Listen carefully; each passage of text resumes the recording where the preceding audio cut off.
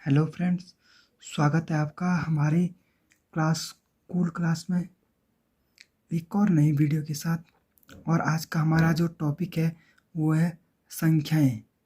आज हम संख्याओं के बारे में विस्तृत रूप से पढ़ेंगे, ठीक है। और सबसे पहले हम जानेंगे कि संख्याएं होती कितने प्रकार की हैं, ठीक है। पहले होती हैं वास्तविक संख्याएं, एक होती है काल्पनिक संख्याएं, ठीक है। पहले हम इसमें सिर्फ पढ़ेंगे क्या, वास्तविक संख्याएं। वास्तविक संख्याएं कौन कौन सी संख्याएं वास्तविक संख्याओं के अंतर्गत आती है, ठीक है। वास्तविक संख्याएं जो मिलकर बनी होती हैं वो होती है परिमेय संख्या से, जिसे क्यू से डिनोट करते हैं, और अपरिमेय संख्या जिसे क्यू बार, ठीक है।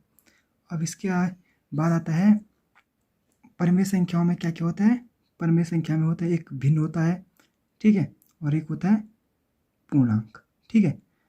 और पूर्णांक में फिर होता है क्या, पूर्णांक में होता है एक नेगेटिव हो गया, नेगेटिव इंटीजर या ऋणात्मक पूर्णांक, और एक होता है धनात्मक पूर्णांक या होल नंबर, ठीक है। अब ये होल नंबर के बाद आता है फिर जीरो। होल नंबर में क्या होता है, एक जीरो होता है और एक होता है नेचुरल नंबर, ठीक है, एक होता है नेचुरल नंबर। आज सबसे पहले तो हम पढ़ेंगे क्या, वास्तविक संख्याओं को। और अवास्तविक संख्याएं किन किन संख्याओं से मिलकर बनी होती है, इनके बारे में विस्तृत रूप से, तो ठीक है। अब बात आती है सबसे पहले प्राकृतिक संख्याएं या नेचुरल नंबर की, कि नेचुरल नंबर होते कौन कौन है। वे संख्याएं जिनको हम गिनती के रूप में प्रयोग करते हैं साधारणतः, जिनको हम गिन सकते हैं, वो संख्याएं क्या होती है, प्राकृतिक संख्याएं। प्राकृतिक संख्याएं क्या होगी, 1 2 3 4 5 6, ये आगे जाके क्या होगी प्राकृतिक संख्याएं, और इनको क्या बोलते हैं, नेचुरल नंबर, ठीक है। अब नेचुरल नंबर के बाद होती हैं पूर्ण संख्याएं। अब पूर्ण संख्याएं क्या हो गई, या होल नंबर, इसको इंग्लिश में बोलते हैं होल नंबर।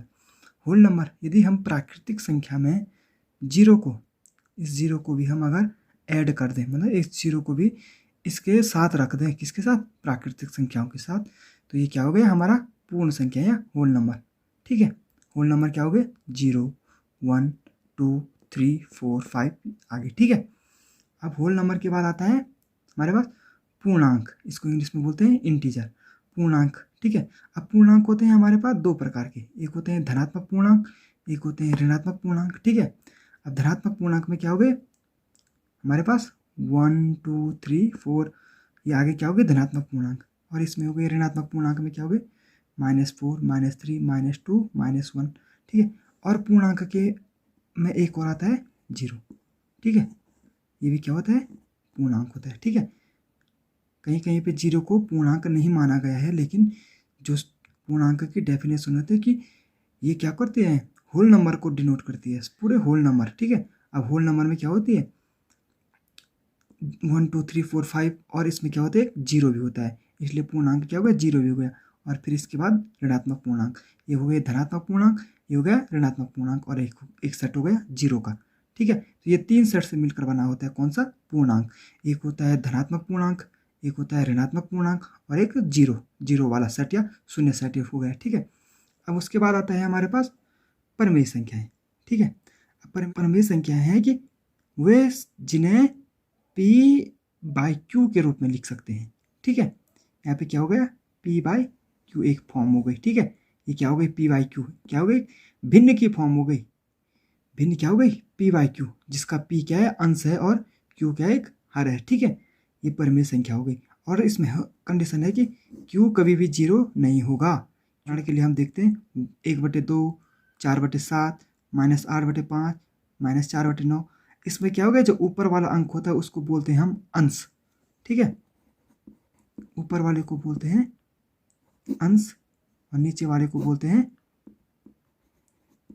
हर, ठीक है। ये क्या हो गया ऊपर वाला अंश नीचे वाला हर, ये क्या हो गया एक फॉर्म हो गई किसकी, भिन्न की, ठीक है, ठीक है। तो परिमेय संख्या हो गई, ठीक है। अपरिमेय संख्या के बाद आता है अपरिमेय संख्या, इरेशनल नंबर, ठीक है। अब परिमेय संख्या को हम क्या, हमने भी पढ़ा था कि परिमेय संख्या को हम क्या लिख सकते हैं, P और Q के फॉर्म में लिख सकते हैं, क्या हो गई P बाई क्यू के फॉर्म में लिख सकते हैं। अब अपरिमेय संख्या हो गई, तो अपरिमेय संख्या क्या होगी, P बाई क्यू के रूप में नहीं लिख सकते हैं, इनको हम क्या एक भिन्न के रूप में नहीं लिख सकते हैं, ऐसी संख्याओं को कहते हैं हम अपरिमेय संख्या। अपरिमेय संख्या के उदाहरण क्या हो गए हमारे पास, जैसे √2 हमने क्या किया, वर्गमूल 2 हो गया, वर्गमूल 3 हो गया, और अब पाई हो गया, और log बेस 2 3 हो गया। ठीक है, अब एक बात आती है इसमें पाई की। ठीक है, हमको पता है कि पाई का मान हमेशा क्या होता है, 22/7 होता है। हमने यहाँ पे लिखा कि हम एक फॉर्म हो गई, ये क्या हो गई, p/q की फॉर्म हो गई। यहाँ पे q = 0 भी नहीं है। ठीक है, डन। तो हमने अभी बोला था कि हम इसको क्या बोलते हैं, परिमेय संख्या बोलते हैं, लेकिन हम यहाँ पे क्या बोले हैं इसको कि पाई क्या है, अपरिमेय संख्या है। तो यहाँ पे एक ध्यान देने वाली बात होती है कि जहाँ पर भी हमारे पास पाई लिखा हो, सिर्फ ऐसे पाई लिखा हो, तो वो क्या होगी, एक अपरिमेय संख्या होगी। और जहाँ पे 22/7 लिखा हो उसको हम क्या बोलेंगे, परिमेय संख्या बोलेंगे।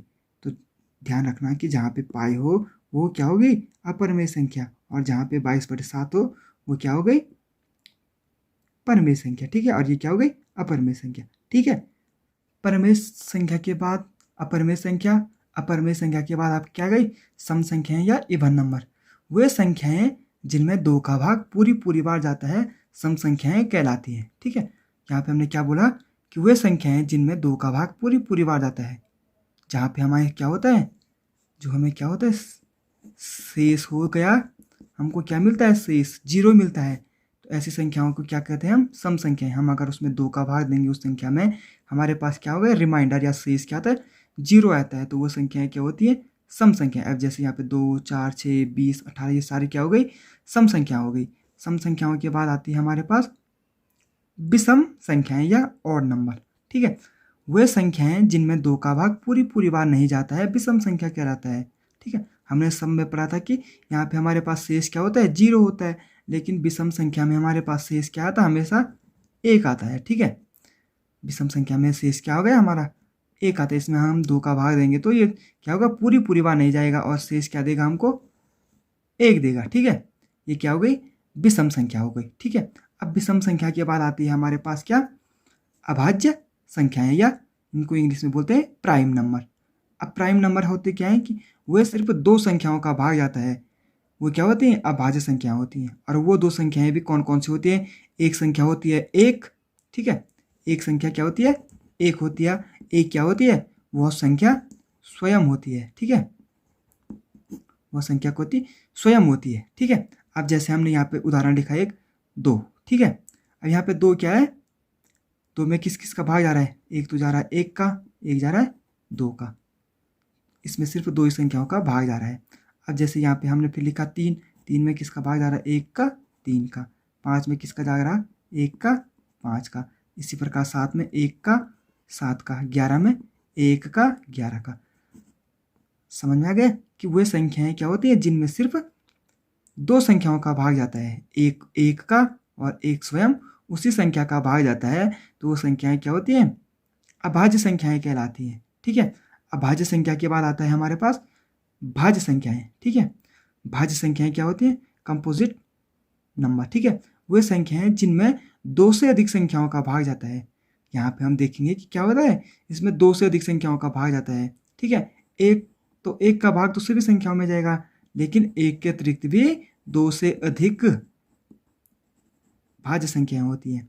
जैसे हमने यहाँ पे उदाहरण लिखा 4, 4 में हमारे पास किस किस का भाग जाता है, 1, 2 और 4। यहाँ पे क्या हो गई, 3 संख्या हो गई। तो ये क्या हो गई, भाज्य संख्या हो गई। ये भाज्य संख्याएं क्या हो गई, जिसमें 2 से अधिक संख्याओं का भाग जाता है, वे संख्याएं क्या होती हैं, भाज्य संख्या। 4, 6, 9, 12, 15 ये क्या हो गई, भाज्य संख्याएं। ठीक है, अब आपको याद रखने वाली बात है इसमें क्या, कि हम कभी कभी पूछ लेते हैं कि सबसे छोटी अभाज्य संख्या क्या है। ठीक है, हमने क्या बोला कि सबसे छोटी अभाज्य संख्या क्या है।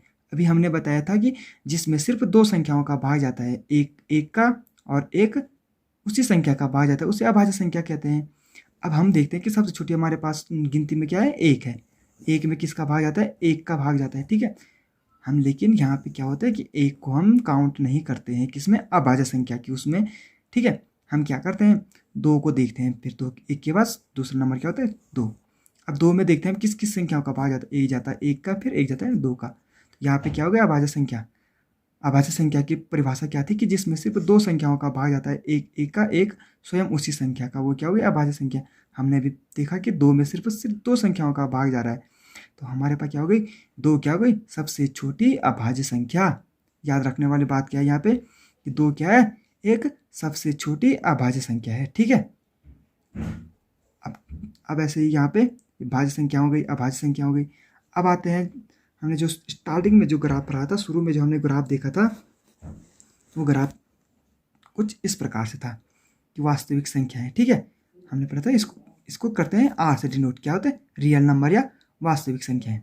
अब वास्तविक संख्याओं में क्या क्या होती है, एक तो परिमेय संख्या होती है, एक अपरिमेय संख्या होती है। परिमेय संख्या मैंने क्या बोला था, किसके फॉर्म में रहती हैं, पी और क्यू के फॉर्म में रहती हैं। और इरेशनल नंबर क्या होती है, पी और क्यू के फॉर्म में नहीं रहती हैं। ठीक है, ये क्या होती हैं, पी और क्यू के फॉर्म में नहीं रहती हैं। ठीक है, और यहाँ पे एक कंडीशन बोली थी पी बाई क्यू, और जहाँ Q does not equal to 0 होता है, किसमें, परिमेय संख्या में। ठीक है, अब अपरिमेय संख्या हो गई। अब परिमेय संख्या किन किन संख्याओं से मिलकर पूर्ण होती है, एक तो होती है पूर्णांक से, पूर्ण अंक हो गई, जैसे पूर्णांक क्या हो गए, 1 2 -3 -2 0, ये क्या हो गए, पूर्णांक हो गए। ठीक है, और एक होते हैं नॉन इंटीजर रेशनल नंबर।